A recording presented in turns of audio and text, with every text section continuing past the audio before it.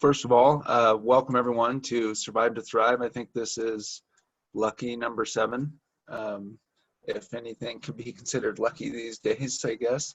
But we have been really excited to have a number of people from our startup ecosystem join in these discussions. And, first of all, I should introduce myself. My name is Nic Miller. I'm the executive director at the Venture College at Boise State.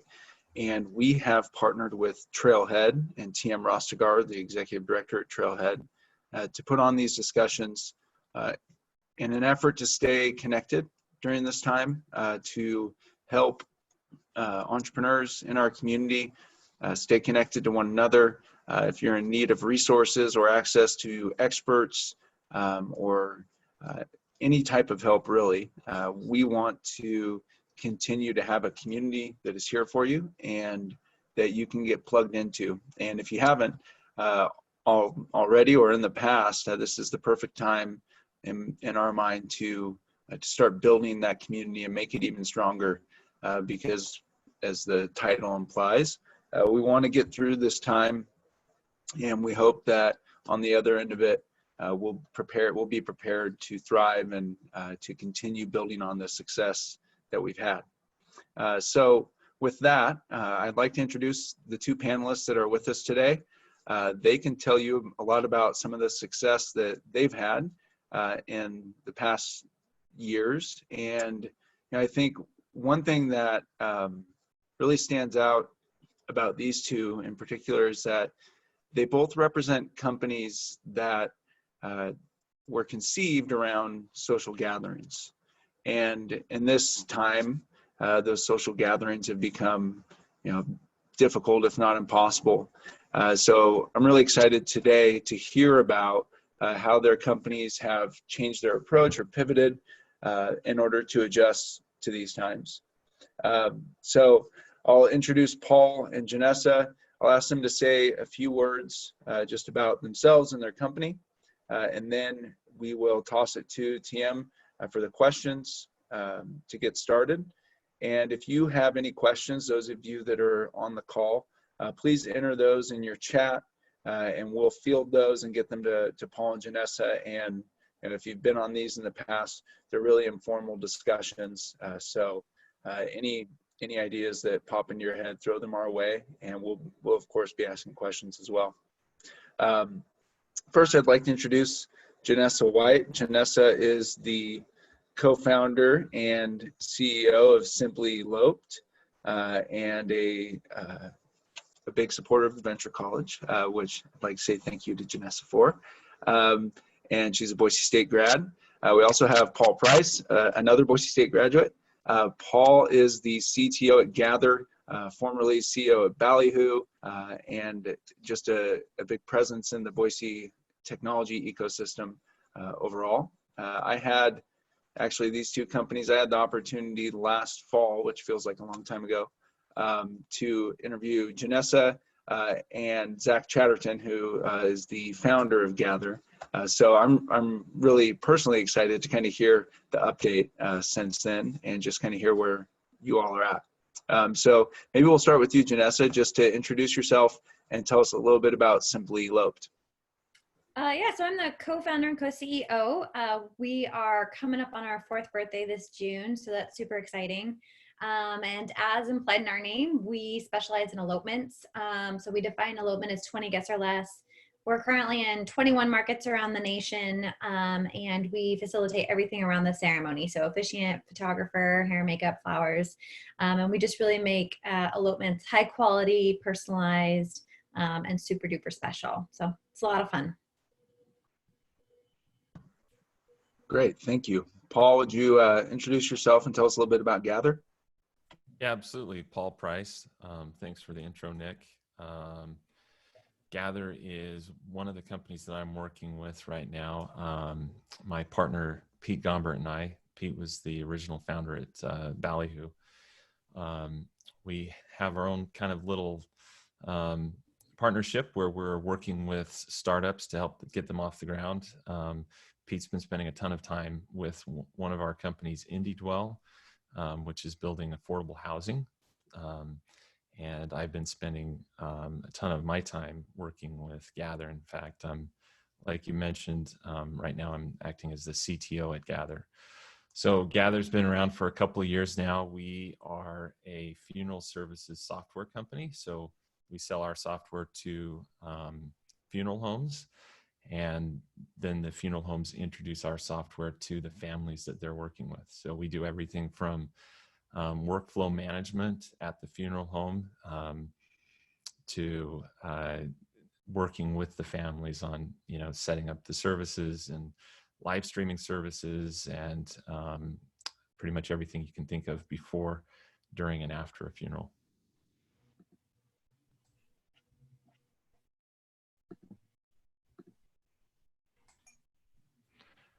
And that's pretty much it for Gather. All right, thank you for that introduction. Hello, everyone. Just quickly, this is Tiam Rastegard, Executive Director over here at Trailhead. I just wanted to pipe in real quick, take this opportunity and give a warm shout out to today's sponsor. So Vinyl sponsored today's episode. I am the human banner. We haven't figured out how to include branding yet in Zoom, and so I got their coffee mug, I got their shirt on. We had two of their partners for Survive the Thrive last week, and they really like what we're doing with this show and in the community, so they decided to sponsor it. And I just wanted to take a moment and thank them for that, as well as everything else they do for our startup ecosystem here in Boise.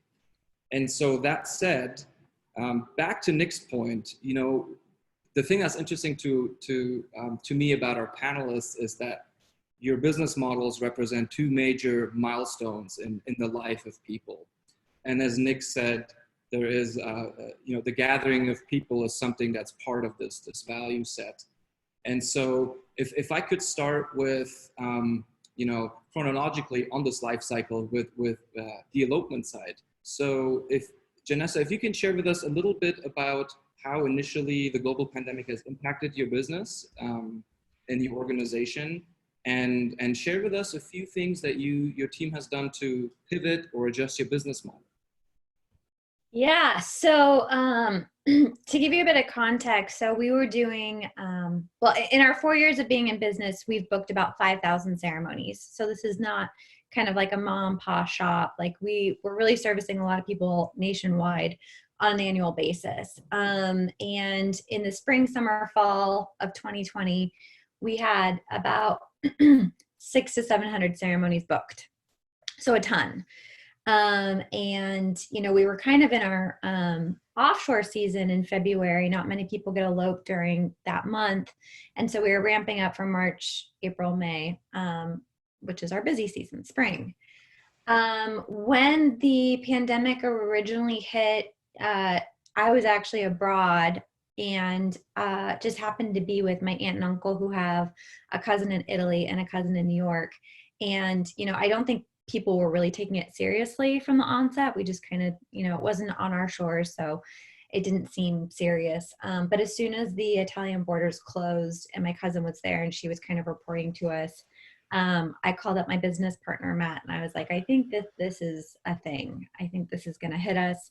And I think it would be really, really wise for us to start preparing now before, we see an onslaught of anything. So we got some messaging out to our customers, especially the ceremonies that were coming up shorthand. And sure enough, as soon as March rolled around, we, about mid-March, had to cancel hundreds of ceremonies. So we gave people the option to postpone. Not many people took it. I think as it stands today, our current numbers are about 400 cancellations or postponements. So that's a ton. So we just processed a ton. And it was really difficult. I mean, I think it's hard to build something and kind of watch it dissolve in the course of weeks. And, even still, there's really no foresight about what this world is going to look like. And so even still, we're really unsure and really just having to take it day by day. So we've kind of pivoted in two ways. First of all, we've started performing virtual ceremonies. That seems like a no-brainer, right? Unfortunately, most states do require you to be in person to have a marriage, like a legal marriage. So in some states, we can perform symbolic, committal, or vow renewal ceremonies, but they're not legally binding. In some states, like New York, the governor has come out and said, we will honor virtual ceremonies, but that has not happened stateside, like nationwide. So we're really trying to keep up on the news day to day to just see like where we can offer this. But there's two pieces to a ceremony. There's the actual ceremony, but there's also the wedding license. So even if you can have a ceremony over Zoom, you have to be able to get your marriage license without going to City Hall. So there's kind of two hurdles. And like I said, we're just trying to take it day by day and follow the news and really just do our best to keep people informed, but also stay legal. And we have seen a lot of companies that have started offering virtual ceremonies and have not stayed above bar in terms of legality. They have, kind of said there's a lot of gray area, and we just feel like there's too many ramifications down the road. If someone dies and there's life insurance, or, we just want to make sure that in every state, this is legally recognized if someone gets married through us. The second way we pivoted is we did receive the PPP. We were one of, a few companies that got it in the state of Idaho, and we feel really, really lucky. So we received 2.5 months worth of pay for our employees. And so we did lay off a few people prior, and then we did do a pay cut really, really early on back in March. And God, back in March, it feels like so long ago, right? It's April still, what? So we did do that early on. And so we had 20 employees and we're down to 17. And luckily, because of the PPP, we're able to keep that team. So, but we were kind of put in this unique position where our sales were down. We have no ceremonies, and that's the bulk of our staff, our customer experience and sales teams that weren't busy. Emails were coming in, no ceremonies were being performed. So another way we pivoted is we created squads with 3 objectives, and each squad is in charge of some different tasks on a weekly basis, and we kind of divvy up. So whether that's finding new venues, new vendors, market expansion, we're trying to be within a 5-hour driving distance of every single person in the United States. So we kind of mapped out where our gaps were in the United States, and we're ensuring that someone can drive, because we have no idea when people will be comfortable flying again. And that has really ignited our team, that instead of just kind of sitting around and twiddling their thumbs, now they have something active to work on and really focus on, and then achieve it on a weekly basis. They've got something new every week. So those 2 things have been lifesavers for our company.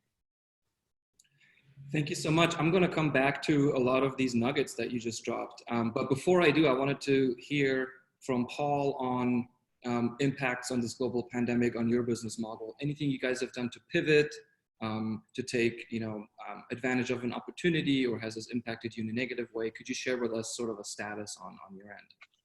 Yeah, absolutely. So just a little bit of insight into the industry. Depending on the area that the funeral home is in, so our clients are funeral homes, they have different restrictions and they've been hit in different ways. So our clients on the East Coast, in New York and New Jersey, and some in other states, have been hit really hard. We have funeral homes who might take 10 calls a day to go pick up deceased individuals from hospitals or homes, and they're getting 60, 70 calls a day. And in addition to that, they're getting there are all these restrictions that they have now. They have to have all kinds of PPE that they didn't have to have before, just to do some of the things that they need to do. Their staff are getting sick, and so they're understaffed. They have staff who are deciding not to work and quitting because they don't want to be, they don't want to go out on calls. And so, the East Coast has been hit really, really hard. Some of the other states as well have been hit really hard, but everybody's been hit with the issue that gatherings are basically outlawed everywhere for good reason. And so a funeral service that may have attracted 50, 100, 200 individuals is now, really close family. And in some cases, even parents aren't able to make it to funerals of their children because they can't fly. you know, siblings aren't able to make it. So really small services. One of the first things that we did was we decided we were going to implement live streaming in our platform. So it's something we had talked about doing before, but this obviously accelerated that. So even before we had the service built in our software, we started sourcing cameras and equipment, microphones, and all the things that a funeral home was going to need in order to help a family live stream a funeral service. So we've been doing that for a few weeks now, shipping cameras all over the country and shipping equipment all over the country. It was a little bit of a capital outlay for us to take that risk and say, okay, we think this is going to work. We hope that funeral homes will take us up on this offer. So we, you know, spent some of our capital and loaded up on the equipment that we were going to need. So that's been kind of nonstop work for us, getting that ready, and now bringing funeral homes on board and helping them, you know, learn how to plug the things in and turn them on. We've simplified it, made it really easy. And I think that's probably something that folks are going to want to continue to do. I mean, pretty much all of us can probably think of funerals that we would like to have attended that we just couldn't for whatever reason, but would definitely have watched live if there had been an option. So we think that pivot's something that's going to last beyond this issue, which who knows how long this is going to last, right? So the fortunate thing for us is that we've been working for years now on building a platform that allows families to collaborate with funeral homes online. So that's everything from, you know, picking out the casket, setting up the services, going through the whole contracting experience online, signatures, e-signing is something that we had previously released. The ability to pay remotely is something that we had already built into our platform. So it's, you know, prior to COVID, a lot of the funeral homes that we were speaking to was a little bit of an uphill battle in terms of sales to convince them that, you know, you really should move your business into this century and get online and allow families to collaborate with each other regardless of where they are physically. Since this, it's been, you know, the phones have been ringing off the hook with funeral homes who are saying we need a platform where we don't have to interact physically with our clients. And so we're very fortunate that we've built this platform before all this happened.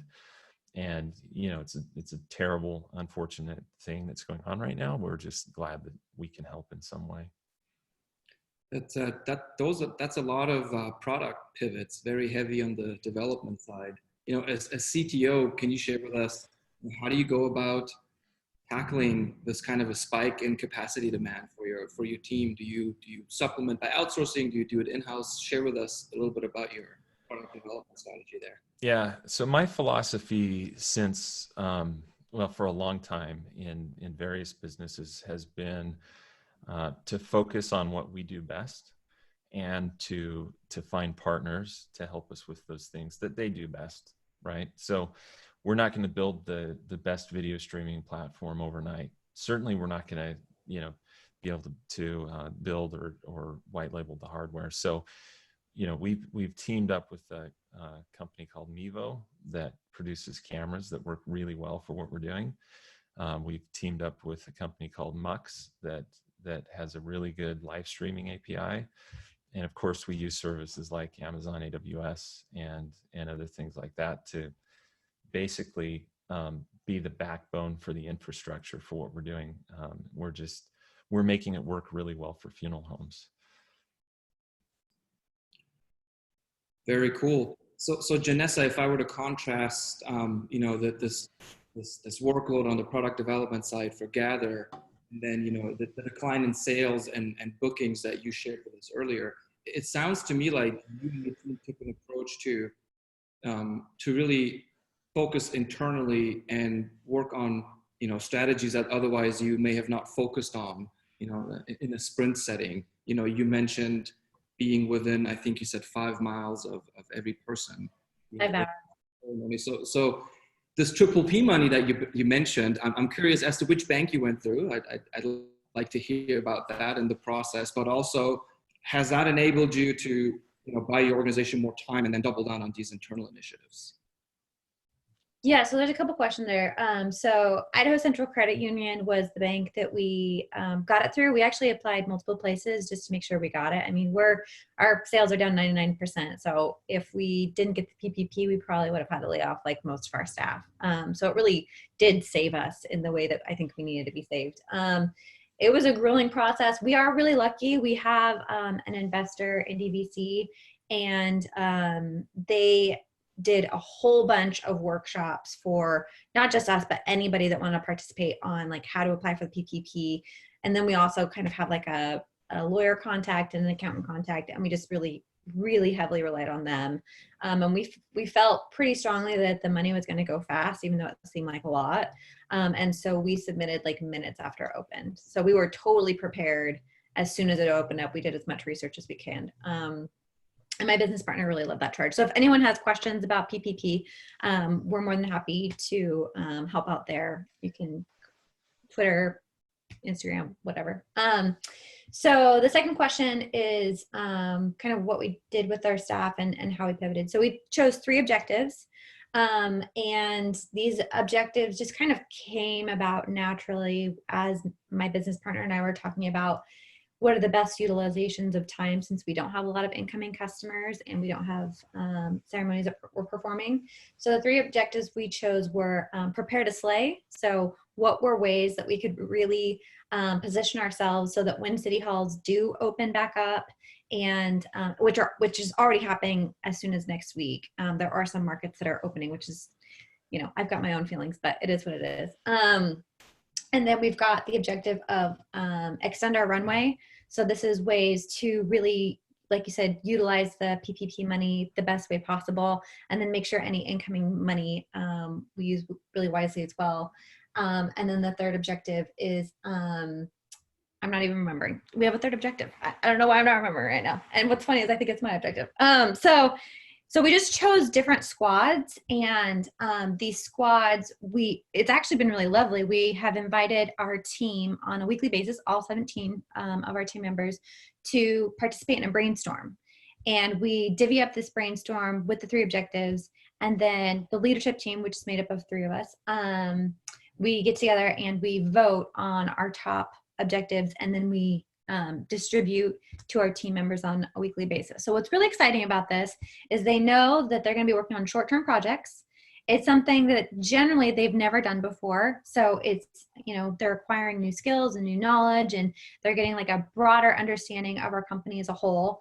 And then in addition, like they get to see something from beginning to end. And so it's really gratifying to see something come to fruition that you maybe voted for or was your idea. And what's nice is that the bulk of the brainstorm are not software heavy, because we do have our own backend software. And so unlike Paul, our dev team is kind of already working on automation, and our backlog is insane, but we're really working as a team to find things that we can do in the short term. So it's been a lot of fun. Cool. Well, go ahead. TM, did that answer your question? It did, and then some. Thank you, Janessa. All right. I think after this one, we're going to rebrand to Prepare to Slay. So hopefully you don't mind us borrowing that.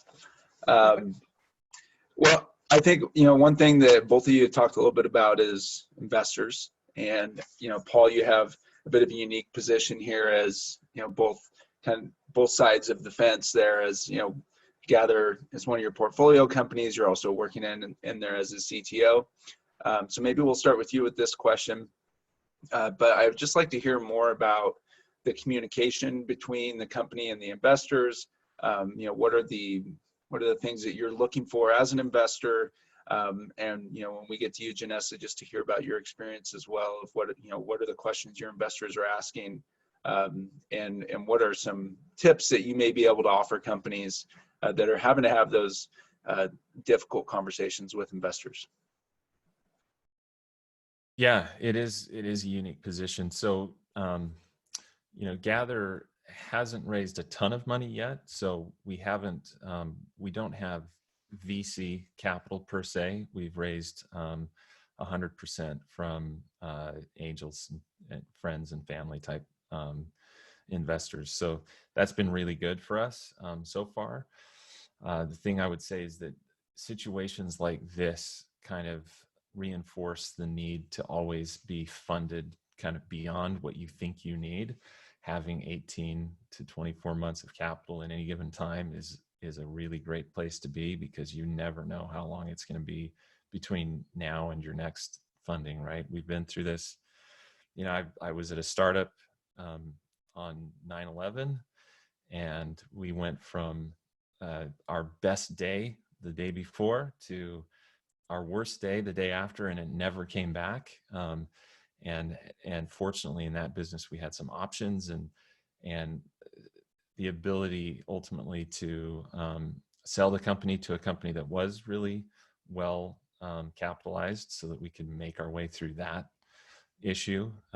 Same thing happened again at Ballyhoo in 2008. We were raising capital. We were running out of capital. We had a term sheet we were ready to move forward with, and then Lehman Brothers, fell apart, and the market fell apart, and investors stopped handing out money for a while. So, you have to just be prepared at all times for something like this. You just never know when it's going to happen and what's going to happen. And so I think, having the ability to, if you can, have cash on hand, and then being able to pivot quickly, in the event that you can't get that cash. In terms of communication with investors, it's always important to always be in communication with your investors. With us, it's interesting, given that we don't have any institutional investors yet. So it's the same kind of updates that go out to the non-institutional investors as well. So just keeping them informed. If things are going great, keep them informed. If things aren't going great, keep them informed, right? Always be communicative. Great, thank you. Janessa, can you tell us a little bit about the relationship and communication you've had with your investors as of late? Yes. I also remember my third objective, which is mine, which is new income. And it's related because, one thing that's been really interesting, and it's related to the investment piece, is that Simply Eloped siloed. We focus on one thing. And, like I said, we're 4 years old. And for 4 years, we've been doing just elopements. And we've gotten really good at that one thing. And that's usually what people teach you. Focus on one thing, get really good at it, like take over the industry. However, I think we would have been in a better position if we had diversified our revenue streams. So for instance, we have added couples coaching, and we are now making money on referrals from that.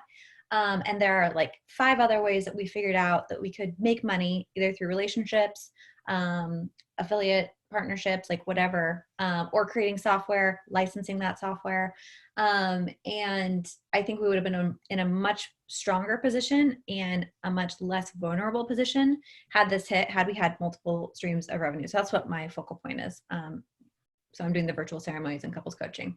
As for our investors, so we, for the first 3 years of our company, were pretty anti-investment. I had worked for a couple of startups here in the Boise environment and saw startups actually fail because they took on investment. I think they would have been in a stronger position if they had bootstrapped, learned how to bootstrap, grown organically with their own revenue instead of going after the angel money. And so I myself was pretty anti.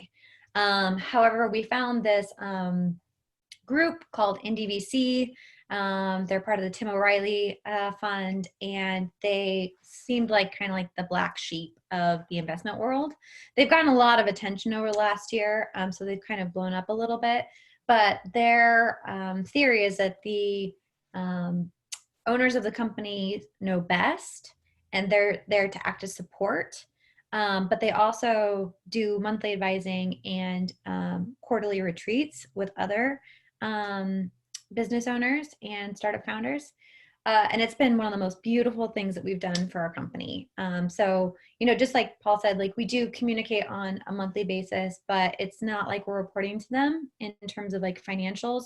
It's more like they come to us and say, what can we do to help? And that was the main question when all this hit. What can we do to help? Do you need more capital? Do you need introductions?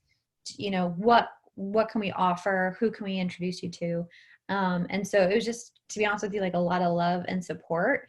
And I'd say the biggest thing that was helpful to us is just knowing that we weren't the only ones going through this. I think that, being a founder can be a really lonely life and a really lonely path.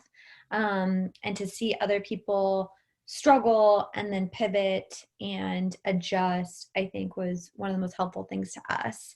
Especially because, like, man, the first couple of weeks, I'm sure everyone can relate, were just brutal. I mean, every hour felt different. Every day felt like 1,000 years. And it just seemed like there was really no light at the end of the tunnel.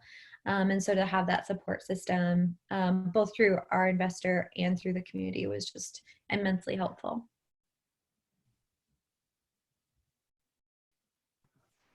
Great. It sounds like it's, well, like you termed it, less of a report out and more of a relationship for both of you. It sounds like there's a lot of give and take from both sides, which I think is a sign of a healthy relationship and someone that you can trust as a partner. Maybe if you could talk a little bit of, sort of related to the investor side, just folks within your network that you maybe have turned to. I think a lot of early stage companies are, they're looking for investors perhaps, or maybe they're bootstrapped. And I think a lot of times those early mentors or advisors that maybe aren't a formal role, maybe they're not, maybe they are on your board, maybe not, maybe they're, prospective investors. But how have those relationships played out, been important during this time, or have they been important, or have you just been hunkered down with your internal team? Just like to hear a little bit about your network and how that has played a role in or not in your company's recovery. Yeah, certainly for us, we have a number of people who are affiliated with the business, either as investors or as advisors or just friends of the company, who have been great to just talk to, and sometimes you just need somebody to talk to and to bounce ideas off of, and so they've been really helpful with that. We have one in particular who's he's a professor at a university who focuses on sales and marketing. And he's done a really good job of working with our salespeople and just kind of helping them think through the best way to approach this. So, we're in a situation where our sales have increased quite a bit because of this. But at the same time, we're trying to approach it in a way that's really, we're not trying to go out there kind of like and take advantage of this opportunity, right? We want to make sure that the industry understands that we're a partner and that we're here to help them through this. And he's done a really good job of helping us with some of the marketing and advertising and coaching our salespeople on, how to work through this without coming across the wrong way. So that's been really helpful. Yeah, I think for us, 4 years is a good chunk of time for our business, and we've developed some really incredible relationships just really through knocking on doors. I mean, Jeff Reynolds locally is an advisor to us, and he's always kind of like our solid oak who will tell us how it is, and sometimes we agree with him and sometimes we don't. And then just through like being up on the world and meeting people, we have locked in an advisor from Airbnb. He was a former head of product. And, you know, just some of the relationships we've built have been invaluable to us. And so really like the value to us of having these advisors is a lot of times what will happen is that Matt, my business partner, and I will have ideas and we'll take them to our advisors and we'll be like, is this terrible or is this really the way you think we should go? And, you know, sometimes like Jeff said, he's like, I think you should think more aggressively about laying more people off. And we didn't take that advice. We just felt like we have worked really hard to find our team. I would say hiring has not been a strength of ours over the last 4 years. And we finally gotten to a place where we feel like there's a lot of love and a lot of support amongst our team. And so laying most of our team off was not something we were willing to do. And so I think that that has just been good for us to kind of like find our own moral compass in this and take the advisors just as that advice and not felt like we've had to act on every piece of advice that we've been given. But, you know, Lenny, the guy from Airbnb, is the one that really helped us formulate the idea of the squads and the idea of like having these weekly tasks. And I would say that that's been one of the most positive things that we've done since Corona has hit. So yeah, it's been amazing to have that network. And, you know, for those that are seeking a network, I see people talk about this on Twitter every day. I would recommend if you're looking for advisors or you're looking for investors, like just start knocking on doors. You know, Paul, you talked about this for 9/11. You saw a lot of doors closing after that event hit. We've seen the opposite in terms of investment. We've seen so many portfolios like open up and looking for people that are going to take us into this next digital wave that we all know is coming because it's, you know, here and we're seeing signs of it, just like with Gather. And so, you know, I would say like start knocking on doors, start tweeting at people. Twitter is such an amazing community. And so if there's someone that you admire and respect, like tweet at them and ask them or get their email or, you know, just like start formulating those relationships. Cause I think everyone's hungry for connection. And then in addition to that, like people are like, I'm seeing a lot of pocketbooks open up. We've had tons of people cold call us to see if we want additional investment, which we don't. But, you know, I just think it's a really amazing time to form relationships right now. So I would encourage you to just knock on doors, not in person, digitally. Thank you for that clarification. Noted. Noted. Let me pivot the conversation a little bit back to the product side. I'm just fascinated by, for one, both of your products, but also ways that you are pivoting. You know, one of the things I heard both of you talk about was something I typically don't associate with product development with it, which is legal hurdles. You know, in my experience in product development in the past, as a product manager working with engineers, you typically had an idea of the legal framework that you're operating within. Legal really wasn't an issue. Everybody had a general understanding of what you were allowed to do and what you weren't. Now, you know, we live in a different world, literally. And so, you know, bringing legal in as a stakeholder on the product development side is just something that wouldn't come naturally to me and I wouldn't think of. But now that that's a thing, let me start with you, Paul. Can you tell us a little bit about the role that, you know, a legal person or the legal counsel now plays in your product development efforts? Yeah, it's interesting at our company because our founder, Zach Chatterton, he kind of plays the role of chief of product as well. He's an incredible product manager. He happens to be married to an attorney, and they talk about this stuff all the time. So that's been, I think, very fortunate for us that when we have questions, we can bounce them off of her. But then, you know, we've got other people in the community. I see Melanie's on this call too, that, you know, to bounce things off of. And there are all kinds of issues. One that we hadn't even thought about until we started talking about live streaming was, you know, what if the service that we're streaming has copyrighted music, you know, that they're playing or singing or, you know, whatever. And so we had to dig into that and figure out what it takes for the funeral homes to be licensed in a way that they can then retransmit this stuff. And fortunately there are organizations that license funeral homes to be able to do that. But just things like that as a software developer, maybe you kind of gloss over are really important. You know, we help these funeral homes with e-signatures and with their contracts that they have with their families. So we had to do quite a bit of research there to understand, you know, what does it take to actually have legally binding, cremation authorization forms, which is extremely important, right?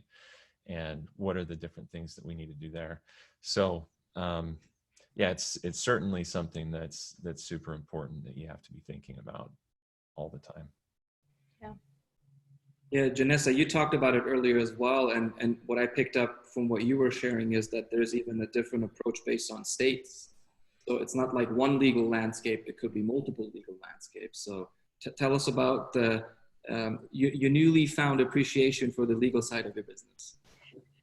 Yeah, I mean, it's a tricky thing. Every state makes their own marriage license laws. So the documents that you need, the process you have to go through to get your marriage license, how to get your marriage certificate. I mean, every state makes their own laws. So because of that, the federal government can't just come in and mandate something. I mean, I guess they could, but they haven't. And so because of that, we're really having to keep up to date. But also, the frustrating part is like, I really now believe, after having gone through this, that the future of obtaining a marriage license is going to be online. And we're working to really pivot to be at the forefront of that movement.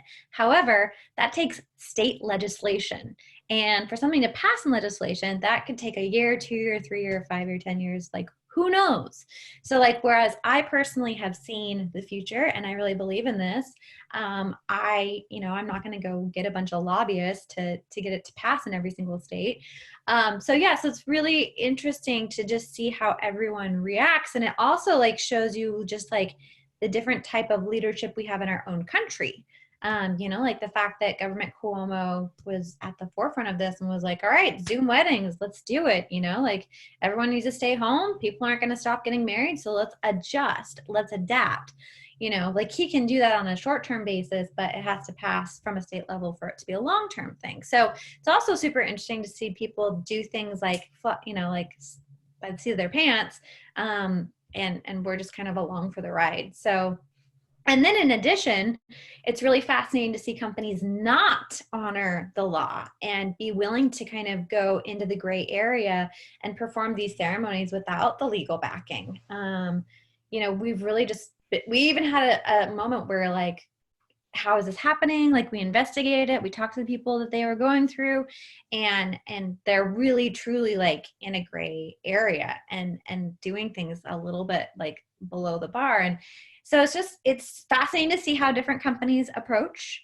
What ultimately is going to happen is like, that may not fall back on them. That's going to fall on the couples. And, I think that could be a really heartbreaking thing in the long term. So yeah, I think that legality, I mean, it's super interesting to see where we're at as a country. And then in addition, we're also having to pivot with like Georgia and Tennessee are opening up next week.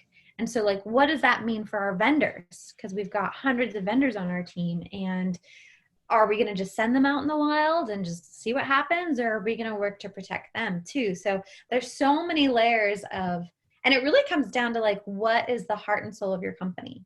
What are your values? What kind of people do you want to be? How do you want to be remembered long-term? I mean, these are all questions we're really having to ask ourselves. And I think I feel really grateful we've had advisors that prior to something like this happening, who force us to get deep with our values and deep with like who we are, who we want to be as business owners, and what values we want to embody going forward. So that's been like our moral compass. And it's just been so interesting to just have to like really buckle down and just be stern about it. Like we will not do things below the bar from a legal standpoint. We absolutely will not. So if you want to get married and you want to be legal, you have to do these things, and we won't accept anything otherwise, So if you are a vendor and you don't feel comfortable going out in the world right now, we're not going to force you to do a ceremony. Like if you want to, you can. So it's just, we have all these like tiny little nuances that on a daily basis, we're just having to be mindful about. And you, it's Simply Eloped as an organization has decided to stay clear of that gray area, it sounds like. And something that you've decided by, you moral compass again, is that? It wasn't an easy decision. Like, to see other companies get all of this press, and like USA Today and CNBC and New York Times, we're just like, ugh, like that could be us. Like, there is like a shiny, like toy element where we're like, oh, we really wish that could be us. But at the end of the day, like, we're like, no, we don't want to be the people that are responsible for you not getting your life insurance because your ceremony wasn't above board. Or if you're in a divorce proceeding and you're splitting up your assets and the judge says you're not actually legally married, like, we just don't want to be those people, but it was a hard decision, team. And yes, at the end of the day, it came down to what are our values, who do we want to be, and how do we stand by that long term? No, I agree with you. It certainly it's interesting to watch business models pivot, in part driven by loosening of regulation, and also in part driven by new behaviors people are adapting, and also in part driven by what companies, quite frankly, see the next 6, 12 to 18 months. And then they adjust their product roadmaps based on that. So some are, it sounds like, more aggressive on that front and hoping to change people's behaviors and possibly legislation by just start doing it a certain way. And I think that's a really good note to sort of wrap our discussion up around. And so, Paul, if you could share with me, and I know we don't have crystal balls, otherwise I probably wouldn't be on this call, but if you did, and you must make some assumptions and you have some expectations for what the future holds, but are there any trends, Janessa picked on some trends here that are going to take place in the next 12 to 18 months, product roadmap wise, and if we gather? Yeah, I think for our business specifically, I see that in the next 12 to 18 months, this isn't going away, right? People, even if government says, hey, we're opening everything up, you're going to have a lot of people who don't want to fly. You're going to have a lot of people who don't want to share the room with 100 other people. You're going to have, a lot of folks who don't want to shake hands going forward, right? This is, some of these things that we're developing in terms of a mindset right now aren't going to go away. Some of the good things that'll come out of this, I think, are that people are going to realize, oh, you know what, we can meet remote.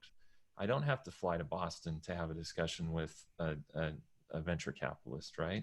We can do this online. We can do this over Zoom. We can have our, our meeting with the funeral home online if we need to. We can invite the brother who's in, Texas to sit in the room with us and talk about how we're going to, prepare and how we're going to, put the service together and all that kind of thing. So I think that a lot of people who maybe were more grudging on the side of adopting technology and doing things remotely are realizing that, wow, we can actually do this. It works. We can make it work. And for us, that's awesome, because that means that we can involve more people in the planning. We can involve, we can reduce the cost overall to the family, and the funeral home.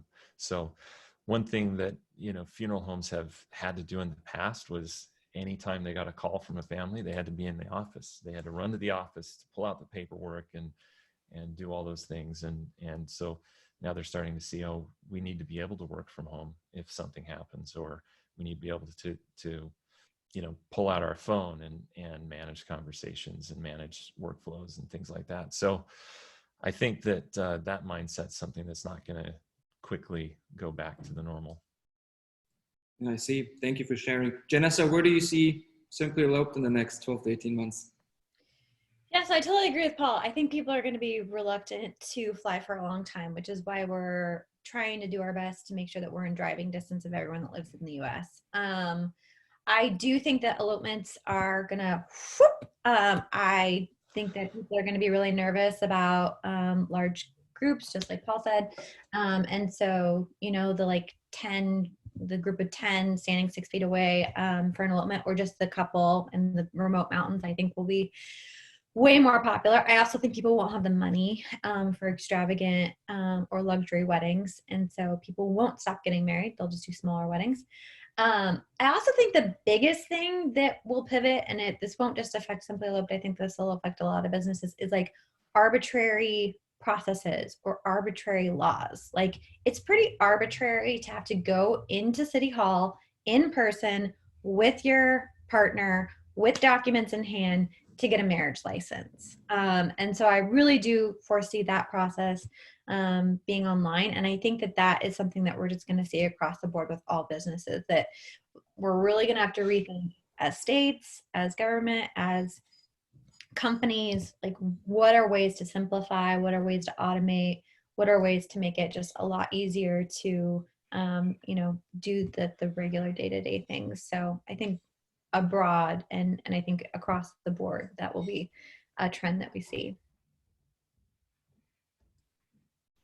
Very nice. Thank you for sharing. I got to tell you, to both of you, as a startup enthusiast, I'm just rolling around in this conversation. I want to continue it. We're about out of time. I know where you live, though, so I think I might pick up the phone and we can take this offline. Don't knock on my door, TM. I will. That said, I've watched Simply Elope and Gather in this ecosystem for some time now. You are both gems in this ecosystem. Trailhead is rooting for both of you. We're watching out for you. We're looking forward to seeing your success in the future. And that said, I really wanted to just take this opportunity and thank you again for your time today, joining us in this conversation. And one more time, thank you to Vinyl for sponsoring our episode today. And with that, Nic, I'm going to pass it on to you so you can take us home and wrap it up.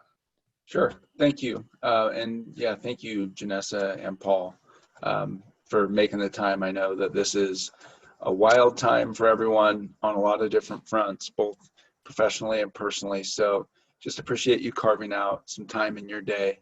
And thanks to TM and Trailhead and to Vinyl. Vinyl and Trailhead were really the driving forces behind Boise Startup Week, which, as I mentioned, was the last time we had this conversation. So fun to see the bookends here. So with that, we will wrap up. You will be able to access this recording on the Venture College YouTube channel. We'll post it. We'll send it out to this group as well. One quick note, next week we will have our 8th Survive to Thrive. We'll have Mayor Lauren McLean. We will have President Marlene Tromp from Boise State and Tommy Alquist with Ball Ventures Alquist as our next panel, talking about leadership during a crisis. So it should be an interesting discussion. And again, thank you to Janessa with Simply Eloped and Paul with Gather. And that will be it for today. Thank you all for joining us, and we'll talk to you soon. Thanks, everybody. Thanks, Nic. Thanks, Tim. Thanks, guys. Bye for now. Bye.